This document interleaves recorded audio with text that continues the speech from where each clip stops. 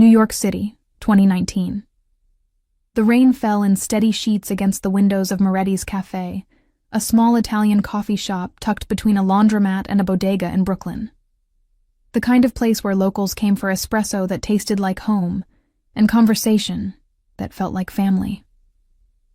Lucia Moretti wiped down the counter for the third time that hour, her dark hair pulled back in a messy bun, eyes tired but sharp. At 28, she carried herself with the exhaustion of someone who'd lived twice that long. The cafe was nearly empty.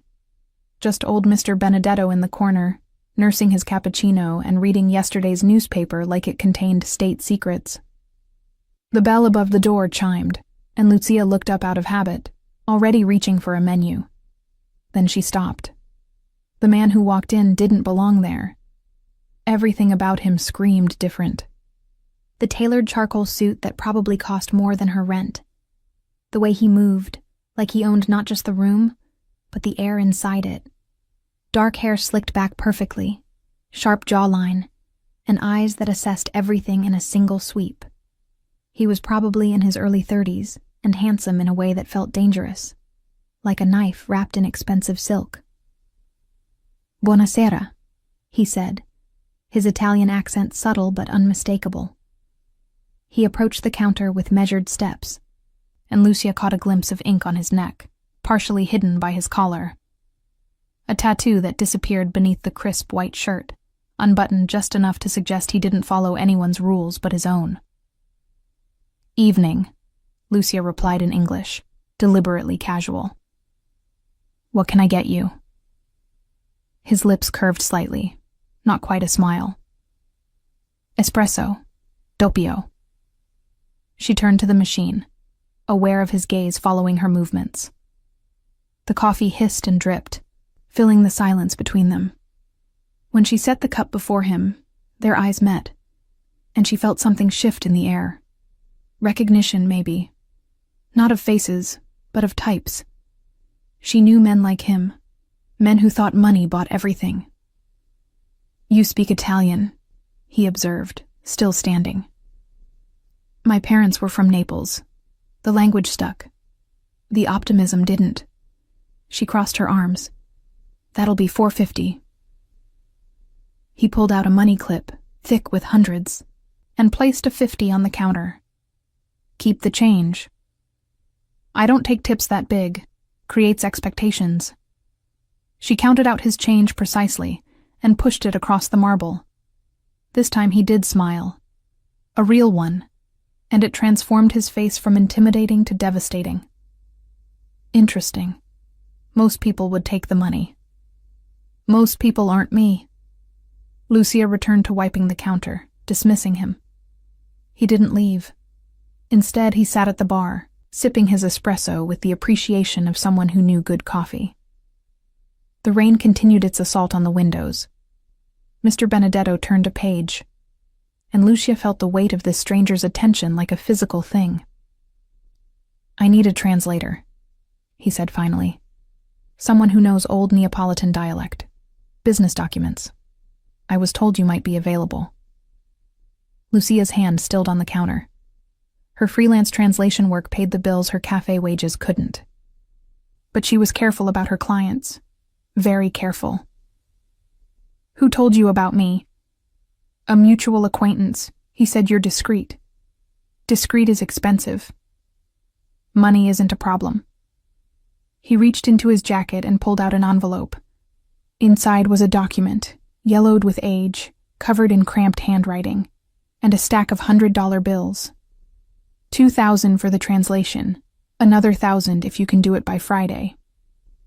Lucia picked up the document, scanning the first few lines. Property transfers. Family names she recognized from the old neighborhood. The kind of paperwork that either settled estates or started wars. She looked at the man again. Really looked this time. The expensive watch glinting on his wrist. The gold chain just visible at his collar. The way his jacket hung perfectly, despite what she now suspected was a weapon underneath. "What kind of business are you in, mister?" "Caruso. Adrian Caruso." He held her gaze steadily, Import and export, right. And I'm the Queen of England. She pushed the envelope back across the counter. I don't work for criminals. I haven't been convicted of anything. His tone remained pleasant, but something harder entered his eyes. And you haven't heard my offer yet. I've heard enough. Take your money and your old documents and find someone else. Adrian Caruso didn't move. He finished his espresso, set the cup down with deliberate precision, and stood.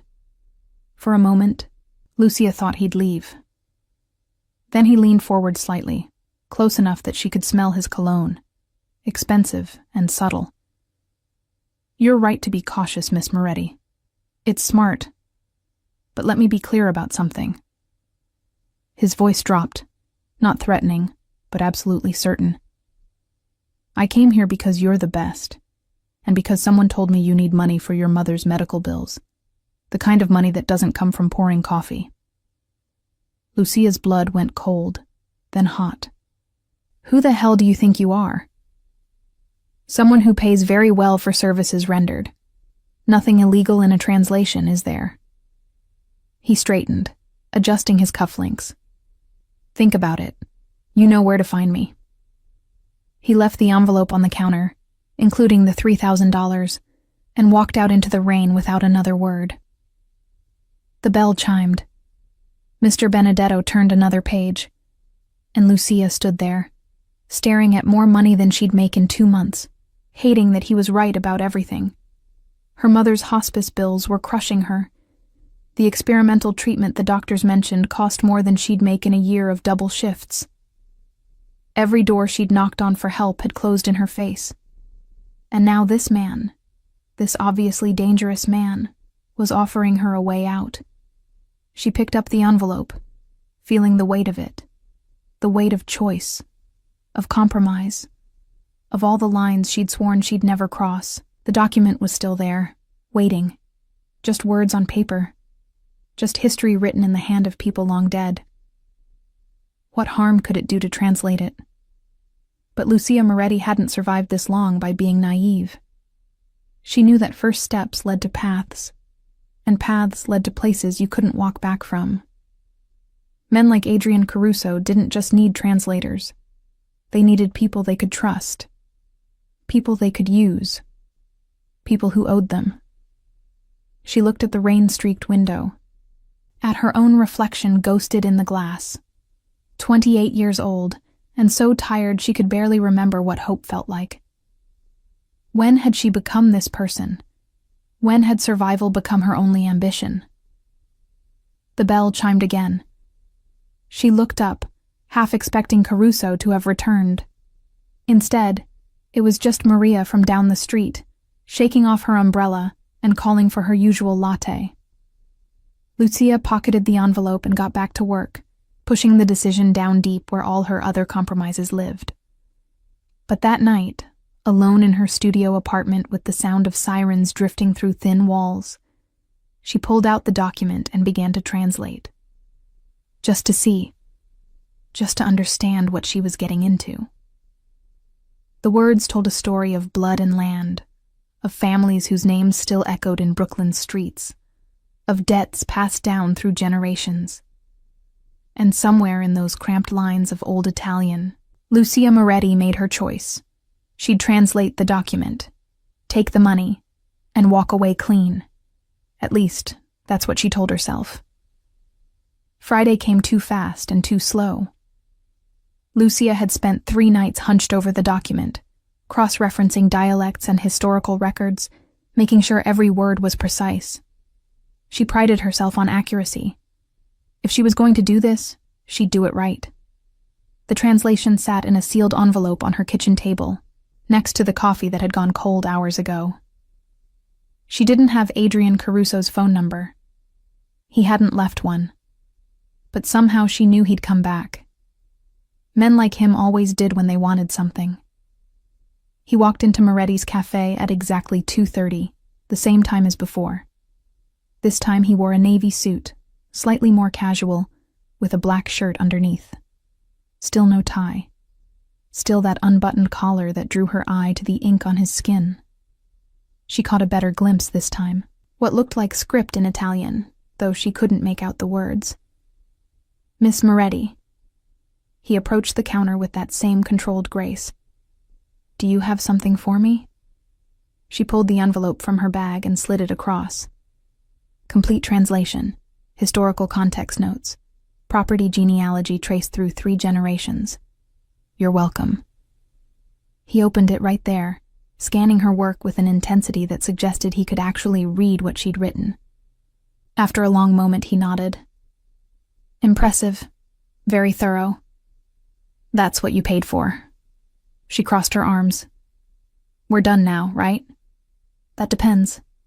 He pulled out another envelope, this one thicker. I have 3 more documents, same rate. Double if you can finish by Wednesday. No. You haven't heard what they're about. I don't care what they're about. I did you a favor. One time, we're square. But even as she said it, her eyes tracked to the envelope. $6,000. Her mother's next treatment. Another month of stability. Adrian set the envelope down between them like a chess piece. You know what I find interesting, Miss Moretti? Most people pretend they're not interested in money. They dance around it, act like it's dirty to need it. But you're honest. I respect that. I'm not interested in your respect. Then what are you interested in? He leaned against the counter, genuinely curious. Because I've been watching you. You work here, 50 hours a week? Then you go to your other job at the library. Then home to translate documents for other clients until 2 a.m.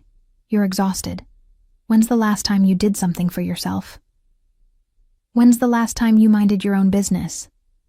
His laugh was unexpected, rich and genuine. Fair point, but here's mine. You're going to burn out. And when you do, what happens to your mother? What happens to all these people you're trying to take care of? Don't. Lucia's voice went hard. Don't you dare use her to manipulate me. I'm not manipulating. I'm offering you a solution. He pushed the envelope closer. 3 documents, simple translations, nothing illegal, just old paperwork that needs proper interpretation. You get paid well. I get accurate information. Everyone wins. Except I end up working for the mob. Import-export, remember. But his smile acknowledged the truth they both knew. Look, I'm not asking you to do anything wrong. I need a translator I can trust. Someone smart. Someone who won't sell information to the highest bidder. Someone with motivation to be discreet. You mean someone you can leverage. I mean someone who understands mutual benefit. He straightened. Think about it over the weekend. I'll be back Monday. If you're interested, we'll talk terms. If not, we part as friendly acquaintances who once shared good espresso. He left without ordering anything. The envelope remained on the counter, tempting and terrible. Lucia didn't touch it for a full minute. Then she picked it up, felt the weight of it, and made a decision she'd probably regret. That weekend, she visited her mother at the hospice facility in Queens. Rosa Moretti was 65 but looked 80, her body eaten away by the cancer that wouldn't quit. The good days were rare now, the lucid moments even rarer. But when Lucia walked in, her mother's eyes cleared a little. Tesoro, Rosa whispered, her voice paper-thin. You look tired. I'm always tired, Mama. Lucia sat beside the bed, taking her mother's hand. The skin was so thin now, transparent almost. How are you feeling? Like I'm ready. Rosa smiled softly. But you're not. You're still fighting. Of course I'm fighting. That's what we do. Morettis don't quit. Sometimes quitting is the bravest thing. Her mother's grip tightened slightly. I don't want you sacrificing your life for a few more months of mine. Don't talk like that. Lucia, listen to me. You're 28 years old. You should be falling in love, building a life, not working yourself to death for an old woman who's already lived hers. You're not old, and you're not dying. Not yet. But the words felt hollow. They both knew the truth. The experimental treatment was a long shot. A very expensive long shot that probably wouldn't work. "Promise me something," Rosa said. "Promise me you'll live. Really live, not just survive." Lucia couldn't answer. She just held her mother's hand and fought back tears that wouldn't help anyone. Monday came with rain again, as if God was setting the mood. Adrian Caruso walked into the cafe at 2:30, like clockwork. This time, Lucia was ready. "I'll do the translations," she said before he could speak. "But I have conditions." "I'm listening." "First, I want everything in writing. Legitimate contracts for translation services. I pay my taxes and I'm not going to jail for you." "Agreed." "Second, I don't want to know what you're doing with the information. Don't tell me. Don't involve me. I translate. You pay. That's the extent of our relationship." "Reasonable." "Third, if I ever feel unsafe or compromised, I walk. No questions, no consequences. You leave me alone." Adrian considered this, his dark eyes unreadable. "The first two are easy. The third is more complicated. If you work for me, you'll know things, sensitive things. I can't just let you walk away with that knowledge. Then we have a problem. Or we have a solution."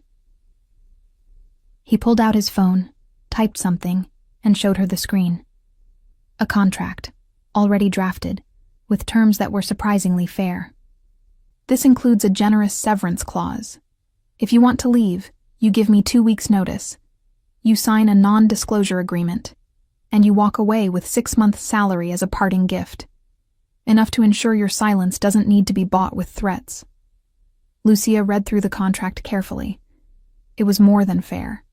It was almost too fair. "Why are you being so reasonable?" "Because I don't want employees who are afraid of me. I want people who choose to work with me. Fear makes people stupid. Loyalty makes them valuable." He pocketed his phone. "Besides, Miss Moretti, you're not someone who scares easily. I saw that the first day. Threatening you would be a waste of both our time." She should have walked away. Every instinct screamed at her to refuse. But $6,000 sat on the table. Her mother's face floated in her memory, and Lucia Moretti made another compromise with herself. "I want the first payment up front. All $6,000. Done." He pulled out another envelope, this one with a cashier's check. "The documents are in here too. Wednesday deadline still stands. Can you manage that?" "I don't miss deadlines." "Good." He stood buttoning his jacket. "I'll be in touch about the next project. And Miss Moretti, thank you. I know this isn't an easy choice." "Don't thank me. Just pay me on time." He smiled that devastating smile again. "You know what?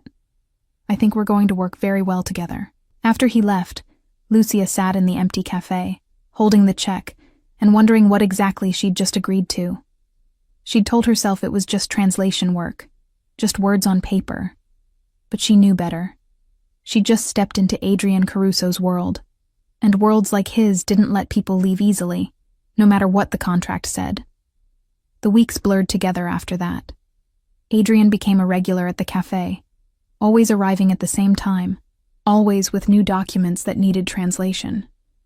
Property deeds, shipping manifests, letters written in dialects that hadn't been spoken in 50 years. Each job paid well. Each one pulled Lucia a little deeper into his world. They developed a rhythm. He'd come in, order espresso, leave the documents. She'd translate them at night, leave them in a sealed envelope behind the counter. He'd pick them up the next day and leave payment. Efficient, professional, impersonal, except it wasn't impersonal. Not really. "You know," Adrian said one afternoon in late October, lingering longer than usual, "I've been coming here for 6 weeks and I still don't know anything about you. That's the point. We're not friends, Mr. Caruso." "Adrian, and why can't we be friends?" "Because you're my employer, and because I'm not stupid enough to think friendship means the same thing to you as it does to normal people." He laughed. "Normal. That's a word I haven't been called in years. He sipped his espresso, watching her over the rim. But you're right. I'm not normal. Neither are you, though. Excuse me? You're 28, single, no social media presence, no friends I can find. You work constantly, never take days off, and from what I can tell, your entire life revolves around your job and your mother. He set down his cup. That's not normal either. That's someone hiding. Lucia's jaw tightened. You've been investigating me? I investigate everyone I work with. It's not personal. It feels pretty damn personal. Fair enough. He had the grace to look slightly apologetic. But I'm curious. What are you hiding from? None of your business. Maybe not, but I'll tell you something anyway. He leaned forward, elbows on the counter. You remind me of someone, my sister. She was like you. Tough, proud. Worked herself to death trying to prove she didn't need anyone. His voice softened, just a fraction. She died when I was 19. And you know what her last words to me were? She said she wished she'd let people help her. She wished she'd trusted someone. Lucia's anger deflated slightly. I'm sorry about your sister, but I'm not her, and I'm not looking for a savior. Good, because I'm not offering salvation. I'm offering partnership. He straightened. I have a job coming up, bigger than the others. I need someone I can trust completely. Someone who won't sell me out if things get complicated. I want it to be you. What kind of job? The kind that pays $50,000. The number hit her like cold water. 50,000. Her mother's treatment, 6 months of security, a chance to breathe. What do I have to do? Come to a meeting. Translate in real time. High-level negotiations with some associates from Sicily. 3 hours, maybe 4. Then you walk away and never speak of it again. That's it? Just translate? Just translate. You'll be completely safe. I give you my word. Lucia studied him carefully. 6 weeks of working together had taught her a few things. Adrian Caruso was dangerous, yes, but he was also oddly honorable in his own way. He'd never lied to her, never pushed her beyond what she'd agreed to. Always paid on time, often more than promised. The man was a criminal, but he had a code. When? Next Friday, evening. I'll send a car to pick you up. I want half up front. And I want it in writing that this is a one-time thing. No repeat performances. Done and done. He pulled out his phone, typed something, and showed her. A contract addendum. $25,000 up front. The rest on completion. Clear termination of further obligations. Satisfied? I'll never be satisfied working for you, Adrian, but I'll do it. His smile was slow and warm. There. Was that so hard? Using my first name? Don't get used to it. He left 20 minutes later, and that evening a messenger arrived with a cashier's check for $25,000. Lucia stared at it for a long time before depositing it. Blood money. She knew that's what it was. But it was also her mother's next 6 months of treatment. Of life. The week passed in a haze of anxiety. Lucia tried to prepare, studying Sicilian dialects, reviewing business terminology, anything to feel more in control. The night before the meeting, she barely slept. Friday evening, a black Mercedes arrived precisely at 7. The driver was professional and silent, taking her through Brooklyn streets to a restaurant in Queens. Not a fancy place, but old, established. The kind of spot where families had been eating for generations, and nobody asked questions about the private room upstairs. Adrian met her at the door. He wore a 3-piece suit tonight, charcoal gray with a dark burgundy tie. His hair was perfect, his presence commanding. He looked every inch the boss. You look nervous, he observed. I am nervous. I'm about to be in a room with actual mobsters. Businessmen, he corrected with a slight smirk. But yes, nervous is smart. Just remember, you're my translator. You're under my protection. Nobody will touch you. That's supposed to make me feel better? It should, because it's true. He offered his arm. Come, let's get this over with. The room upstairs was thick with cigar smoke and tension. 5 men sat around a table, all older than Adrian, all watching her with varying degrees of suspicion and interest. She recognized power when she saw it. These weren't street soldiers. These were the real players. Gentlemen, Adrian said in Italian, smooth as silk. This is Miss Moretti, my translator. She's here to help us understand each other. Nothing more. The oldest man, silver-haired and sharp-eyed, responded in rapid Sicilian. Too fast, deliberately testing her. Lucia translated without missing a beat. He says he's surprised you need a translator, considering your family connections to Palermo. He wants to know if you've forgotten the old language. Adrian's eyebrow raised slightly, impressed. Tell him I haven't forgotten anything, but I believe in clarity, especially when discussing matters of this importance. The meeting lasted 3 hours. Lucia translated shipping routes and payment schedules, territory disputes and profit percentages. She learned more about Adrian's operation in one evening than 6 weeks of translating documents. The scope of it was staggering.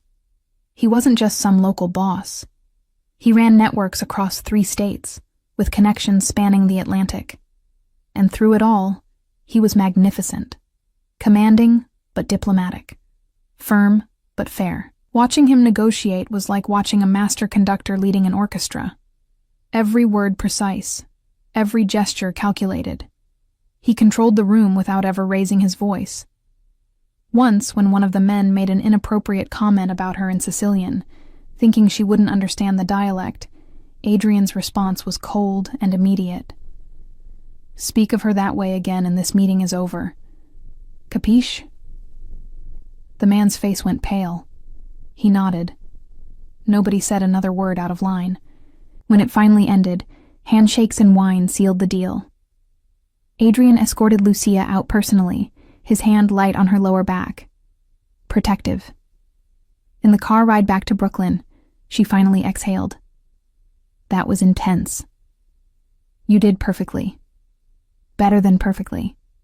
They were impressed. He pulled out an envelope.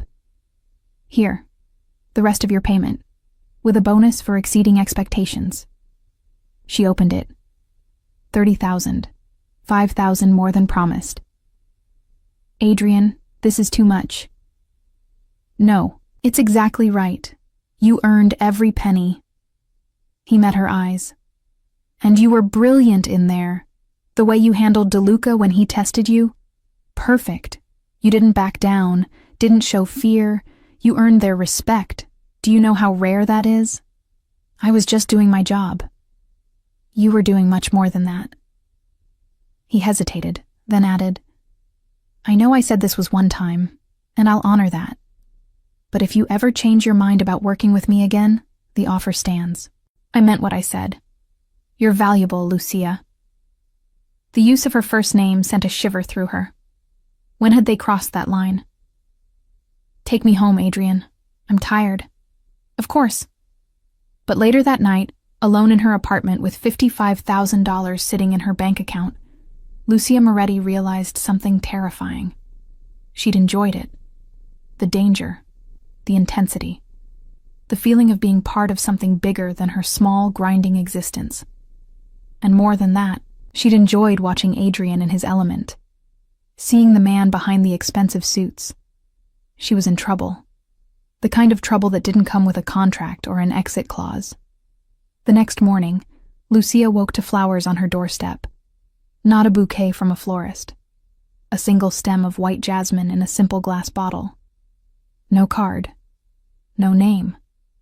But she knew who they were from.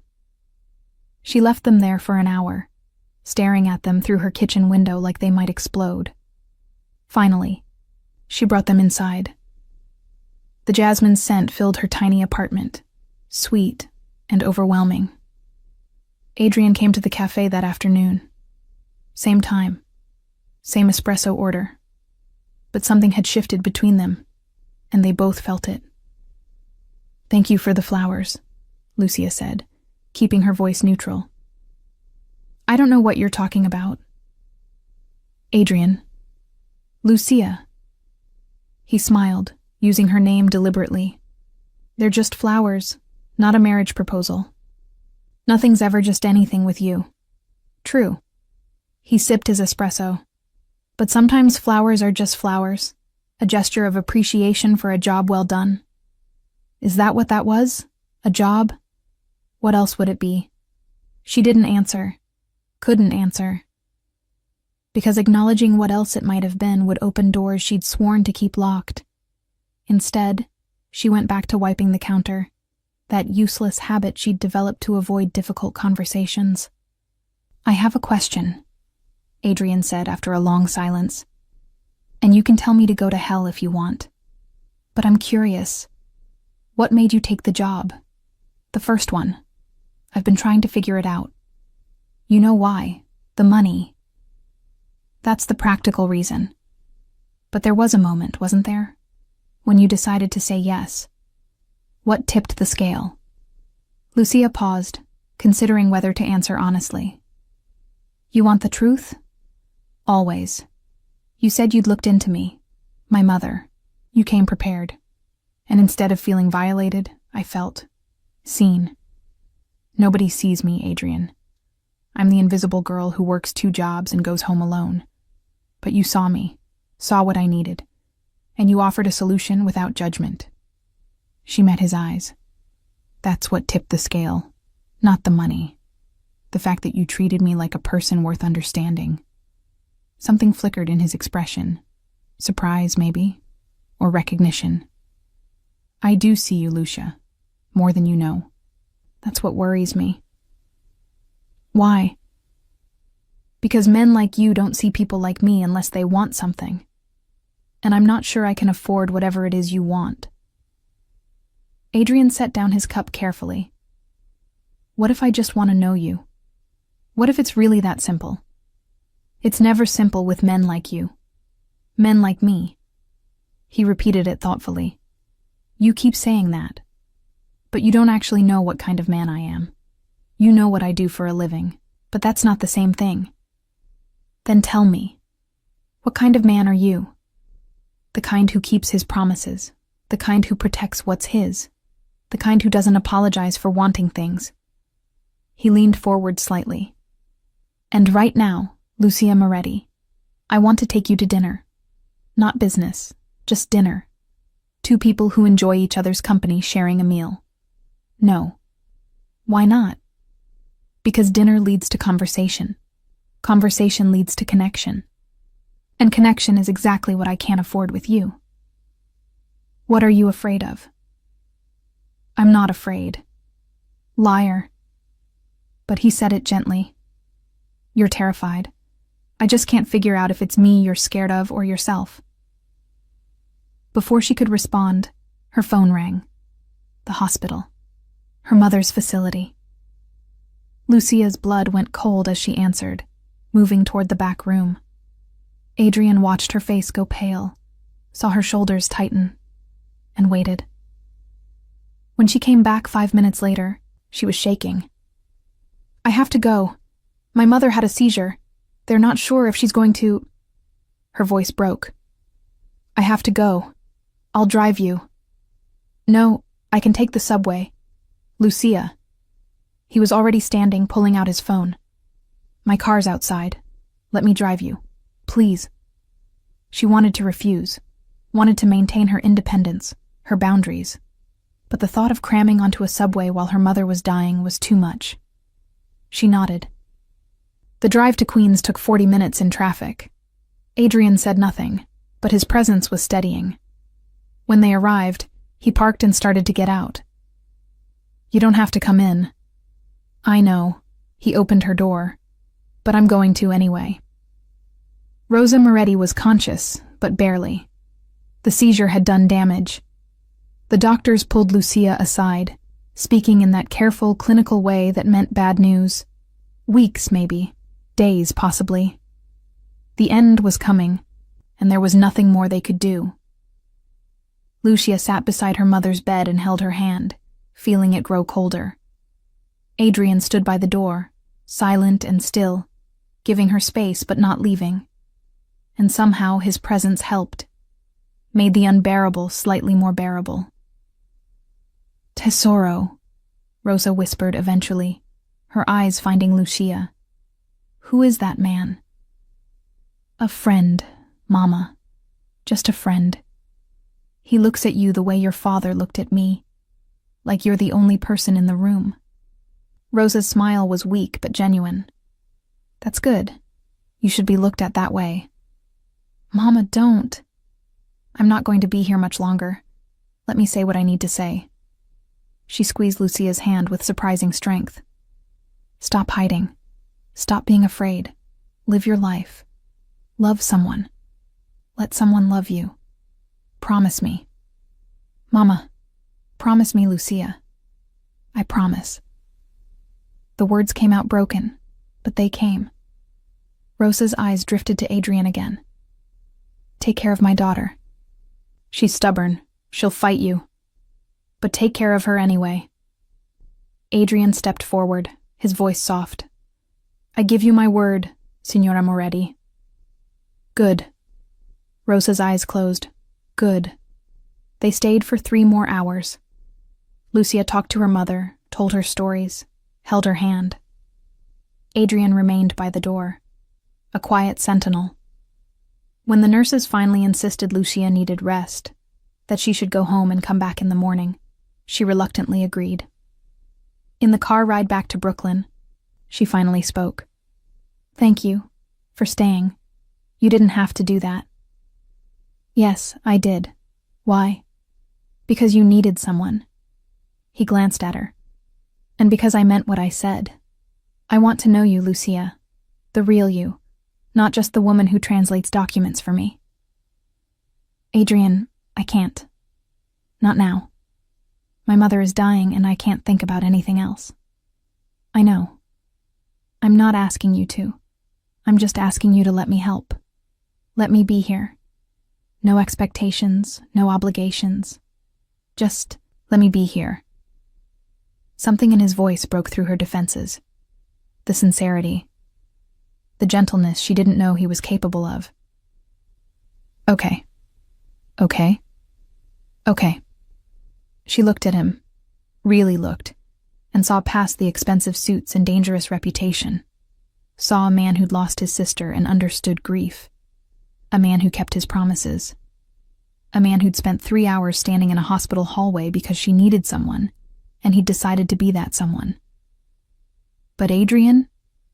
My mother was right. I am stubborn, and I will fight you. I know. His smile was soft. I'm counting on it. He drove her home, walked her to her door, and waited until she was safely inside before leaving. And as Lucia collapsed onto her couch, exhausted and emotionally raw, she realized something that should have terrified her, but somehow didn't. She was starting to trust Adrian Caruso, the Mafia boss, the dangerous man, the one person she should have kept at arm's length. She was starting to trust him. And worse, she was starting to want him there. Rosa Moretti died 3 days later, quietly in her sleep. Lucia was holding her hand when it happened. Adrian was in the hallway, having shown up that morning with coffee and sat in silent vigil without being asked. The funeral was small. Lucia had no other family, few friends, but the church was full. Half of Brooklyn's Italian community came to pay respects to the woman who'd run the neighborhood cultural center for 20 years. And in the back row, somber in a black suit, sat Adrian Caruso and 4 of his men. Quiet. Respectful. There because he'd asked them to be. At the cemetery, Lucia stood alone by the graveside after everyone else had left. The November wind cut through her thin coat, but she didn't move. Couldn't move. This was it. The last person who'd truly loved her, gone. She was alone now, completely alone. "You're going to catch pneumonia." Adrian's voice came from behind her. He draped his coat over her shoulders. It smelled like him, expensive cologne and something else, something safe. "I don't care." "I know. But she would have cared. Your mother would have wanted you to take care of yourself." "My mother wanted a lot of things. Most of them I can't give her now." "Then give her the one thing you can. Keep living. Keep fighting." "That's what she asked you to do, wasn't it?" Lucia turned to look at him. "Why are you here, Adrian? Really? Don't tell me it's about business or translation work. Why do you keep showing up?" "Because I can't stay away." The honesty in his voice was startling. "I tried. After that first day in the cafe, I told myself I'd find another translator. Someone less complicated. Someone who didn't look at me like I was both the answer and the problem. But I kept coming back. For the espresso at first, I told myself. Then for the work. But really, I came back for you. That's not fair. I know. Nothing about this is fair. You didn't ask to meet me. Didn't ask to be pulled into my world. But here we are, Lucia. And I'm done pretending I don't feel what I feel. And what do you feel? Interested, fascinated, protective, possessive in ways I probably shouldn't be." He stepped closer. "You said money buys your time, but not your heart. You're right, but I don't want to buy anything from you. I want you to give it to me. Freely. Because you want to. I don't even know if I have a heart left to give. Everything I had went into taking care of her. Then let me help you find it again." He touched her face, gentle despite the calluses on his hands. "Let me in, Lucia. Stop fighting alone. Let someone fight with you for once. And if you hurt me, men in your line of work don't exactly have a reputation for happily ever after. No, we don't." He didn't deny it, didn't make false promises. "But I've never lied to you. Not once. So I won't start now. Yes, my life is dangerous. Yes, there are risks. But I will protect you with everything I have. I will keep you safe. And I will never, never betray you." Lucia wanted to resist, wanted to maintain the walls she'd built so carefully. But she was tired, so tired of being alone, of carrying everything herself. And Adrian was offering something she'd never had. Partnership. Protection. Someone who saw all of her, including the broken parts, and wanted to stay anyway. "I'm scared," she whispered. "I know. Be scared. But be scared with me."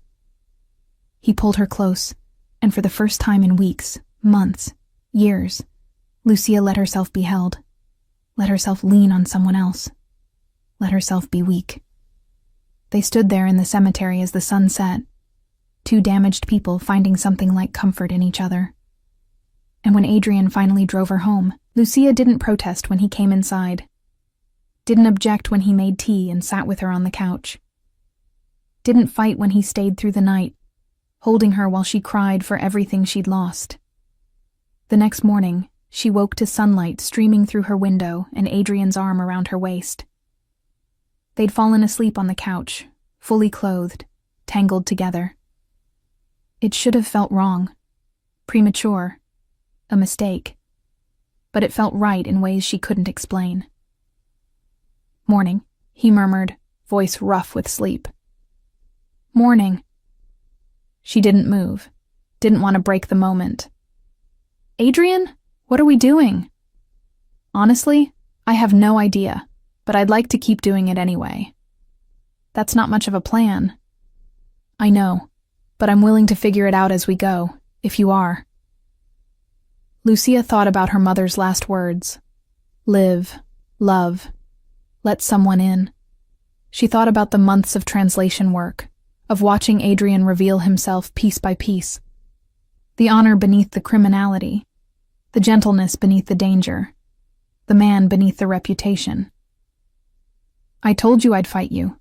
she said. I remember. I'm going to keep my promise. I won't make this easy. I wouldn't want you to. He pressed a kiss to her temple. Easy is boring. You, Lucia Moretti, are anything but boring. And you, Adrian Caruso, are absolutely insane for wanting this. For wanting me. Probably. But I've never been accused of sanity. He sat up, pulling her with him. Come on, let's get you some real food. Then we need to talk about security.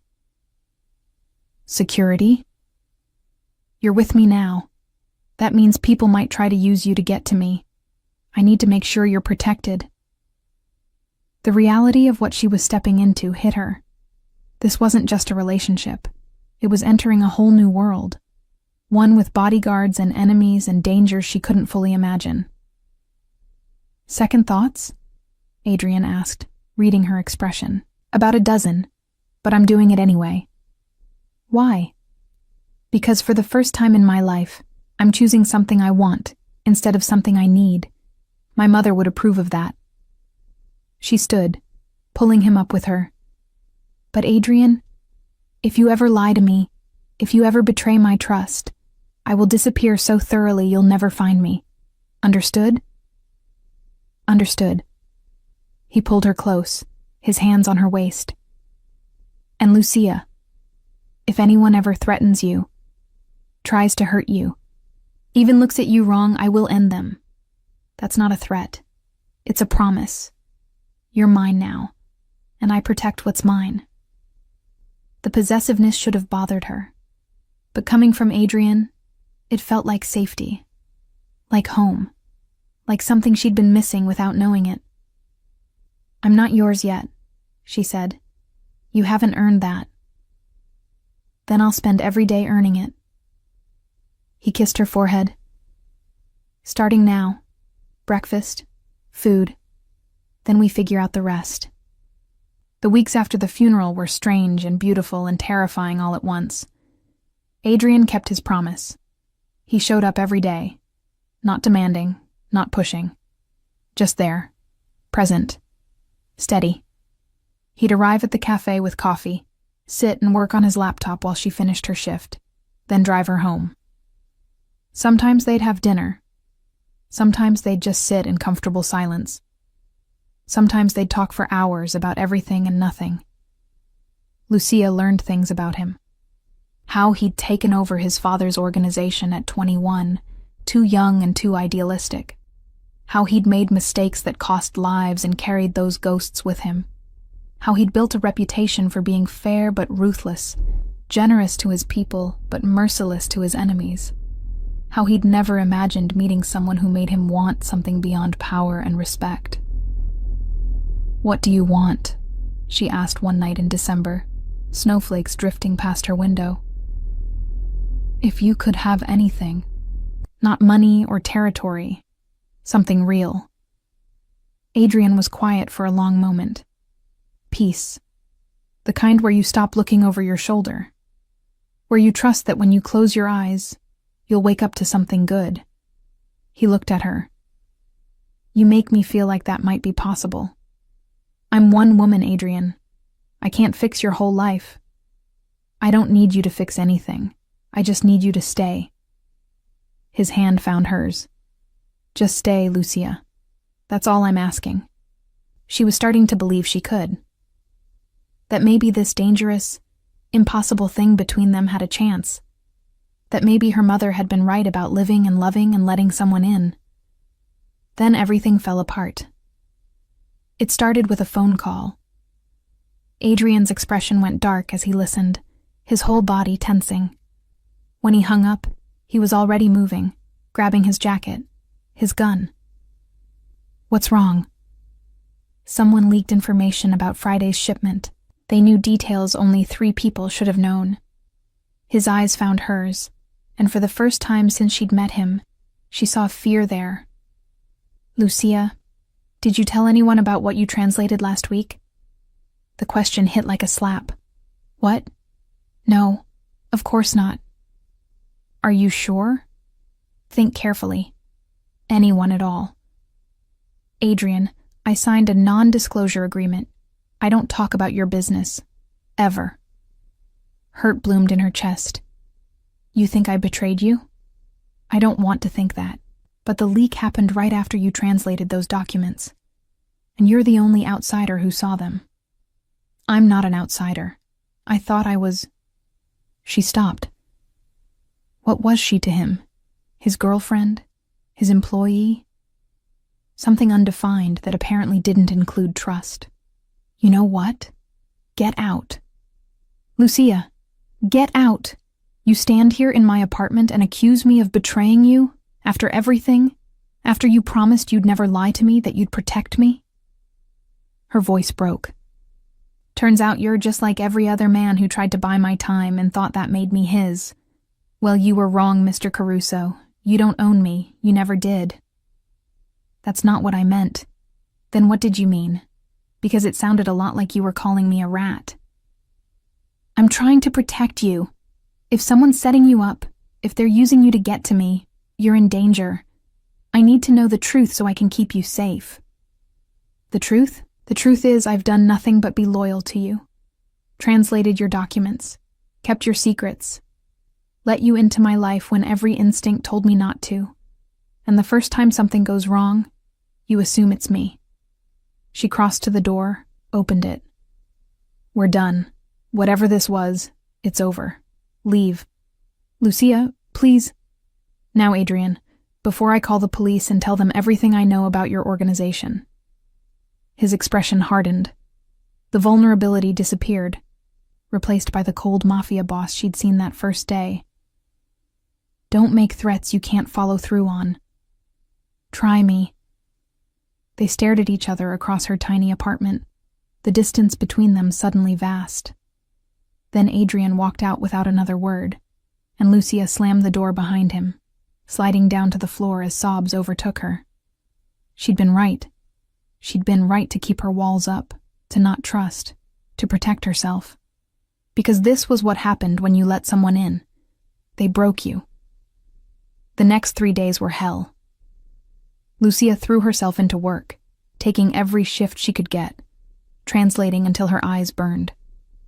She didn't sleep well, didn't eat much, just moved through the motions, numb and angry and heartbroken in ways she hadn't expected. Then, on the 4th day, 2 men showed up at the cafe. Strangers. Wrong in ways she couldn't articulate but felt in her bones. They sat in the corner, watching her. When she tried to call Adrian, her hands shaking, he didn't answer. She tried 3 more times. Nothing. The men followed her when she left work, followed her onto the subway, through the streets of Brooklyn, right to her apartment building. Lucia's heart hammered as she fumbled with her keys, finally getting inside and slamming the door. Her phone rang. Unknown number. Hello? Miss Moretti. We haven't met, but I know a lot about you. About your work with Adrian Caruso. About the documents you've translated. The voice was smooth, educated, dangerous. I have a proposition. You give me copies of everything you've translated for Caruso, and I let you walk away from this. You refuse, and those 2 men outside your door come in. I don't know who you are, but my name is Marco DeLuca. I was at that meeting you translated, and I've been very interested in you since then. Such a pretty little thing, caught up in our world. It would be a shame if something happened to you because of Caruso's carelessness. Adrian warned me about men like you. Did he? And where is Adrian now, Miss Moretti? When you need him, where is he? DeLuca laughed. He's not coming. He thinks you betrayed him. Why would he save you? Lucia's mind raced. The leak, the accusation. This had been a setup. DeLuca had engineered it all, turning Adrian against her so she'd be vulnerable, isolated. I won't help you. Then you'll die. Simple as that. You have 10 minutes to decide. The line went dead. Lucia looked around her apartment, searching for anything she could use as a weapon. Found nothing useful. Her windows faced a brick wall. No escape that way. The men were outside her door. She was trapped. She tried Adrian one more time. It rang. Went to voicemail. Adrian, I know you don't trust me. I know you think I betrayed you. But I didn't. It was DeLuca. He set me up. And now he's here, and I'm trapped. And I don't know what to do. Her voice broke. I just wanted you to know that I meant everything I said. About us. About staying. I meant it all. She hung up, grabbed a kitchen knife, and positioned herself by the door. If they were coming in, she'd fight. Even if it was hopeless, she'd fight. The minutes ticked by. 5, 7, 9. At exactly 10 minutes, her doorknob turned. Locked, thank God. Then came the sound of something being inserted into the lock. Professional. Efficient. They were picking it. Lucia raised the knife, hands trembling. The door burst open.